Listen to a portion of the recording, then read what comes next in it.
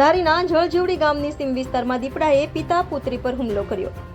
મજૂર પરિવાર કામ કરતો હતો અને કેરીના બગીચા નીચે બાળકો રમતા હતા। 5 વર્ષની ગોપી સુરેશભાઈ રાઠોડ ઉપર દીપડાએ હુમલો કર્યો। પરિવાર દોડતા દીપડો પિતાને નખ મારી ભાગ્યો।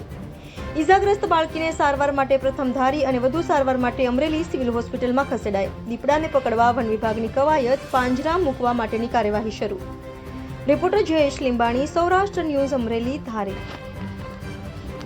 મારું નામ સુરેશભાઈ ભૂપતભાઈ રાઠોડ છે। અમે વાડીએ કામ કરતા હતા અને પાછળથી દીપડો આવ્યો અને હુમલો કર્યો અને અમારી દીકરી ગોપી નામ છે, અહીંયા પાછળ રમતી હતી।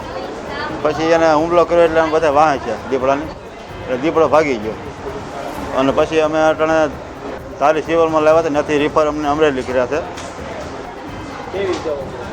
ઈજાઓ સારી પહોંચી મોઢા ઉપર।